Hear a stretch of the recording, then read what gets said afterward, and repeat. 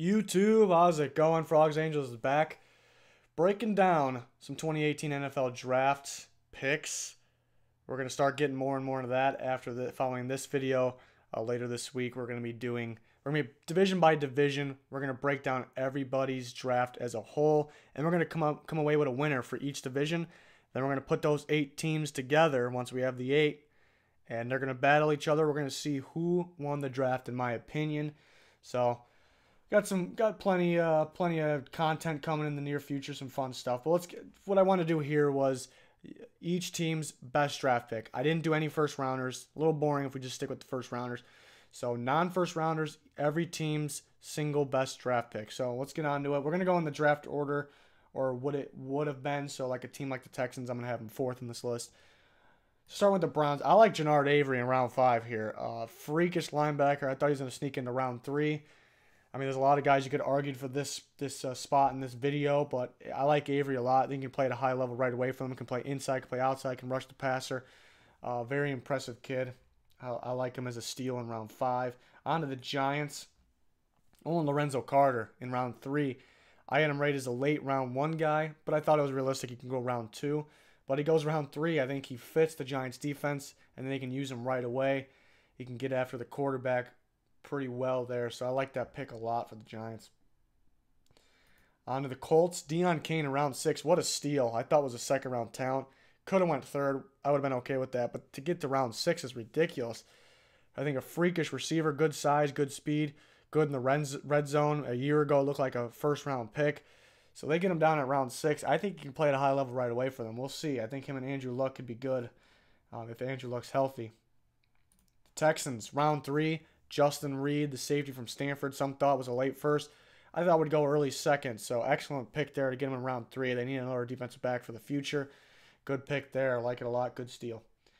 The Broncos, I had to go with Courtland Sutton in round 2. This was my number 10 player in the draft. I love Courtland Sutton. For the last 2 years, I love this guy. Can play at a high level. Maybe not today's NFL receiver, because he's more of a possession receiver, but he's got great athleticism, good speed for his size. He's the bailout receiver. You throw it up, he's going to catch it. Keenum got some good weapons. Keenum won the draft. That's what happened. Because Keenum, some people think, only reason he played at a high level was because he had Diggs, Thielen, and more guys to go along to bail him out. But if that was the case, he shouldn't have a problem here because he's got Sutton, he's got Demaryius Thomas, and they drafted Deshaun Hamilton as well. So good job with the Broncos here. Got one of my favorite players in the draft in round 2. On to the Jets. They get Perry Nickerson in the 6th. Could have went with a few guys here for the Jets. Nathan Shepard, actually, I thought about. But Perry Nickerson in round 6. Some believed he can sneak into round 3. I thought round 4 was more like it because he has tremendous upside. But getting him in round 6 is pretty good. He can play pretty early on for the Jets here. Very athletic cornerback for them in Perry Nickerson. On to the Bucks. Round 2, Carlton Davis, physical corner. We've seen him shut down Calvin Ridley when he played him. Can man on guys and play at a high level. The fact that he was their second corner that they took and they were both in round 2 is pretty mind-blowing. So they got him later round 2. So I like that pick a lot. Could have been Ronald Jones here. On to the Bears. I went with James Daniels in round 2. Could have been a few different guys too. But James Daniels I thought was pretty close to a lock in the first round. This was a stat class for those center/guards, and I thought he was the best one, and he was the 3rd one off the board. So pretty impressive to end up with James Daniels in round 2 for the Bears. I think he can start right away. Him and Cody Whitehair, pretty similar. Can move them around to 2 different positions. I like it a lot. On to the Niners. They go Fred Warner here. No tremendous value here. Again, we're going to go over team by team. We're going to analyze the whole draft as a whole, team by team, division by division in the near future, very near future. But I didn't think this was tremendous value here. It's just a player I like. A good fit. They can use him right away. We will see. So I like Fred Warner. Round 5, Maurice Hurst to the Raiders. Some people knock the Raiders draft, but to get a guy like Maurice Hurst, a first-round talent in round 5, obviously there's obvious reasons why it happened because health concerns. But if he checks out, which the Raiders think it's a possibility because you did draft him in round 5 or 7 rounds, so you could have drafted him in round 7. He could have went on and drafted. So they're confident about him, and he can be a dominant player in that defense. So he's a very impressive player. Good pick. Dolphins take Jerome Baker in round 3. I thought he had ability to go round 2 because what he brings to the team on the field. Maybe, as you can see here, almost looks like a defensive back, so teams worried about his thin frame. But I thought he put on some good size after seeing him in the combine. I remember seeing him at the combine. He put on some good size. Athletic guy, good in the pass game, which is rare to see from linebackers. I expected him to go round 3. That's where they got him, but I like the fit. I think he has a lot of upside for them in the near future. Interested to see the Dolphins draft class from last year. We didn't see it a lot, but I was pretty high on it. So hopefully we see those guys step up. A lot of defensive guys. The Bengals. If you watch my videos, you probably expected Jesse Bates here because he's one of my favorite players in the draft, but they got him kind of where I expected them to get him. Malik Jefferson, I thought was easily a second-round talent. If he went late first, I would not have knocked it. They got him in round 3, late round 3. I like a fit here. I think they can plug and play him right away. They can play inside or outside linebacker. I don't know what happened to Malik Jefferson. Like, why did all of a sudden everybody just start knocking him, start pulling him down their board? I don't really know what it was. He played at a high level in college. Maybe didn't wow as much as, obviously didn't wow as much as a Roquan Smith, Tremaine Edmonds, but he's a pretty solid linebacker. I like him on Cincy and where they picked him. I like it a lot. Redskins, maybe the pick of the draft in Darius Geis, 11th on my big board. There was an opportunity, or at one point we thought they can get him in the first round. They get him in round 2, and it's later round 2, or mid to late round 2, wherever it was. It's ridiculous. I think he could start right away, play at a high level. Maybe a dark horse, maybe more than that, more likely than that for rookie of the year. Obviously, Saquon Barkley is probably leading that. But Darius Geis can play at a high level. I like that pick a lot. Another great one. The Packers get Josh Jackson in round 2. He was my number 1 corner, but corner is actually similar to quarterback in terms of how you rank it. It's tough to rank them because you really should be ranking them team by team. So obviously Josh Jackson wouldn't have been number 1 corner on a lot of the teams, but as a whole, he was my number 1 corner because he's a playmaker. He reads the quarterback. His break on the ball is excellent. So for them to get him in round 2 is just excellent. The Packers needed corners badly, and they got them. Cardinals, they didn't get any tremendous value anywhere, but I like Christian Kirk fitting on the Cardinals. I think they could use another weapon. He can play in the slot. He can play outside. I think they desperately need another receiver. Nobody really talked about that a lot. I think they desperately need one. And he can help you in the return game too. So I like Kirk on the Cardinals. Good fit. Ravens, Deshaun Elliott in round 6 is an absolute steal. I thought was probably going to go in round 3. He plays at a high level. The way he attacks the ball in the pass or run game is very impressive. Ability to read plays in the run game, go from sideline to sideline with better speed than he tested is very impressive. So good steal for the Ravens there in round 6. The Chargers, this is their first round 7 steal. Justin Jackson. Justin Jackson's just a guy that can play. He can play running back at a high level and catch the ball to the backfield. Feels like he's been at Northwestern forever and playing at a high level forever. Seen a Wildcat a lot. The guy's just a football player. Is he going to get much of an opportunity right away? No, because they have Melvin Gordon. They have other running backs, and he's a round 7 guy. But tremendous value here, I think. I kept waiting for him to come off the board. Him and Bo Scarborough, I couldn't believe they let. And John Kelly, I couldn't believe where they went to. Seahawks go Jamarco Jones in round 5. Maybe one of the better tackles in the draft outside of round 1. I thought he was going to go round 2, very latest round 3. They get him in round 5. That's an absolute steal. I look out for him to play right away. It's not that hard on the Seahawks offensive line, but he can play. Cowboys, I went with Dorrance Armstrong in round 4. I had a second-round grade on Dorrance Armstrong. Tremendous upside for him. Cowboys could have been a couple different guys here, but I really like Armstrong. Freakish ability. I think, he won't start right away, which is a shame, but a couple things I like this. I like this a lot. I already said I like his upside. I liked him in round 2, but you look at him and teams thought he was going to go to a 3-4 play outside linebacker. I completely disagree with that. I thought he could do that, but I liked him in a 4-3-M, which I think the Cowboys are going to stick to here. So I like that a lot. 2 years ago, he played more of that role, and he was at the top of the nation in sacks. Would have been a first-round pick, high production guy. And then Kane just kind of had him step back. He took on a lot of double teams, not a lot of production, but I think still played pretty good. Definitely Kansas' best player, no doubt. So you see what they developed DeMarcus Lawrence into. Look out for Dorrance Armstrong. I like him a lot. To the Lions, big-time steal here. One of my favorite linemen in the draft. Probably my favorite offensive lineman in the draft. Not in terms of best, but how he plays. Tyrell Crosby, mean, nasty blocker. I thought If you would have told me before the draft, Crosby's going to go in round 1 or is he going to go in round 5, I don't even hesitate. I tell you round 1. I thought he was going to go round 2. Thought the worst case scenario goes round 3. The Lions get in round 5. I think he has potential to start right away. I don't really know what the downside to him was. I really don't know why he fell. It's kind of confusing. Bills, round 3, Harrison Phillips. I thought he had a chance to go here, but I thought the team would pull the trigger in the second round. He took on a lot of double teams and still had pretty good production. Compare him to a Kyle Williams, which is interesting, I should say, because he's going to the Bills. So maybe he won't play a lot right away, but near future he'll probably start. On to the Chiefs. Dorian O'Daniel, one of my favorite players in the draft. Great linebacker that can tackle. It's close to a guaranteed tackle. He's not going to miss a tackle really in the open field. If it's a simple looking one, it should be a sure thing. And he can play in the pass game. He can cover downfield. So very impressive. I thought he should have been around 2 or around 3. Expect him to go around 3. I had a weird feeling he was going to drop further, so I'm glad he didn't. I thought the Chiefs' biggest need was linebacker, which some people disagreed with, but they got one here, and they got a good one. I think he can play right away. Rams go Obo Okoronkwo in the 5th, maybe one of the better picks of the draft, mainly because it's a fit. I thought the Rams needed linebackers in general badly, mainly pass rush linebackers because that's more important. They're playing the 3-4, that Wade Phillips defense.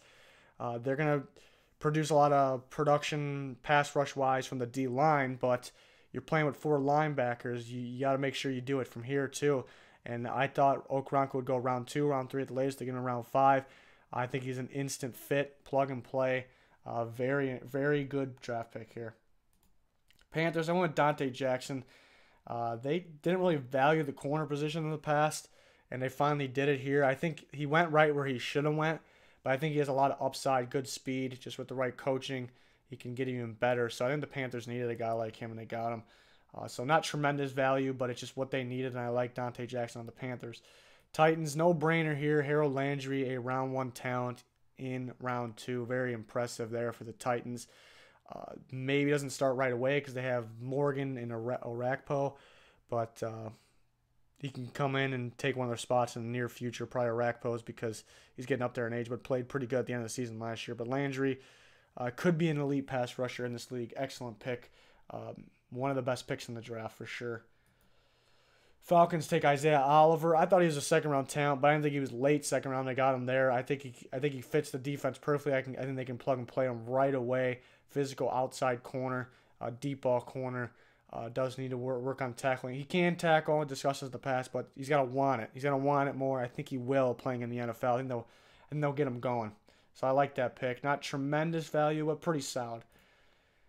Saints Traquan Smith, round 3. We expected him round 3, maybe even round 4. But I really like the fit here. He reminded me of a Michael Thomas, and he goes to the Saints. He didn't really wow on anything, but he was pretty balanced across. No really negatives. Same thing with Michael Thomas when he came out. When I'm discussing receivers, I always go back to that draft class. We had Will Fuller and Corey Coleman.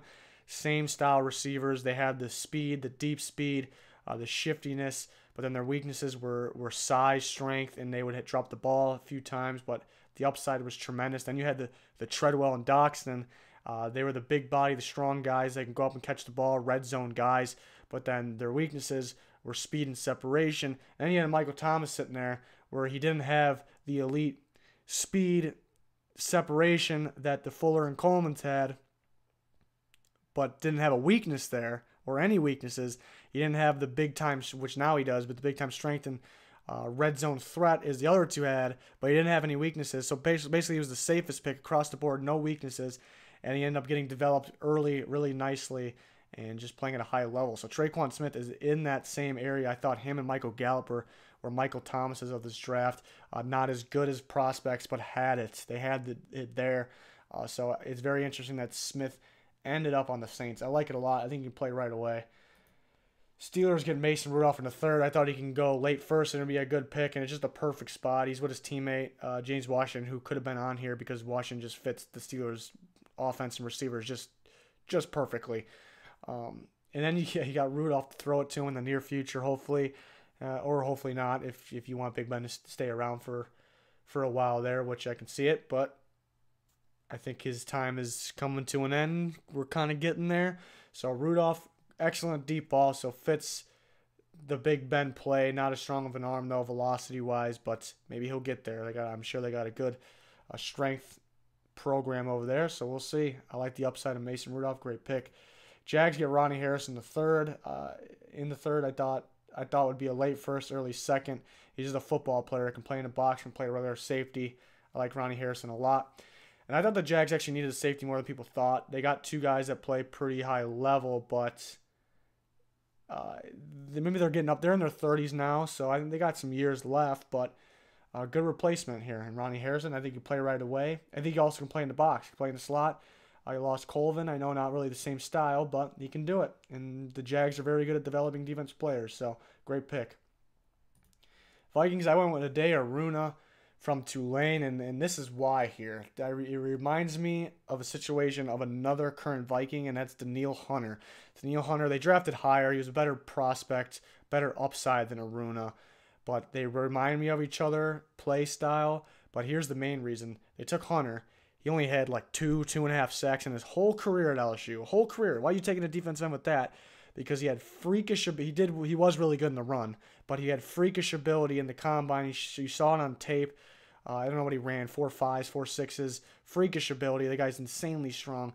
And then already, this is going to be his third season. They already developed him into, he brings so much pressure. 2 years ago as a backup, he led the team in sacks, and he brought so much pressure this year. He's already a starting defensive end and one on the rise, one to look out for that fast, because Mike Zimmer knows how, and this coaching staff knows how to develop these guys. So they take Ade Aruna in the 6th, which most thought would be a 4th or 5th rounder because his upside, not a lot of production, but he ran. I heard the Vikings clocked him at a 4.58. He's 6'6". He's 50 pounds. Freakish guy. So if there's a team that can develop him, it's the Vikings, and I think the Rams, the Eagles, I think those teams are able to develop guys like this.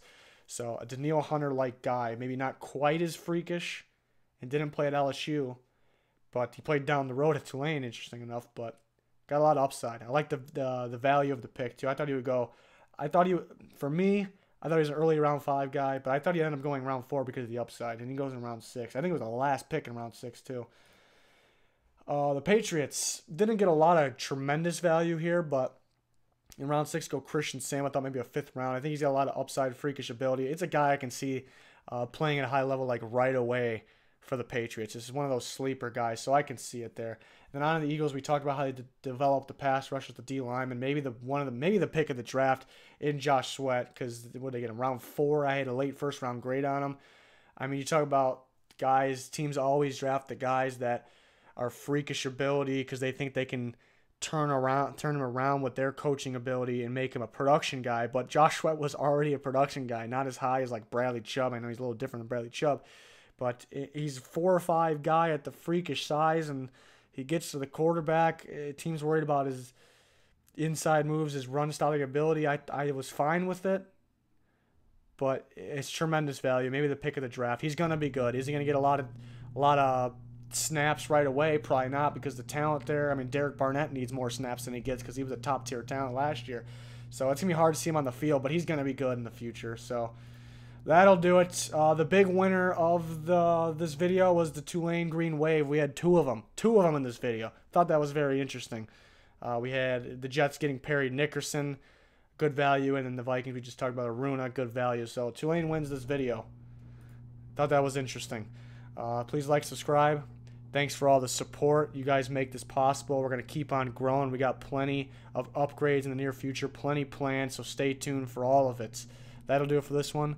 Goodbye.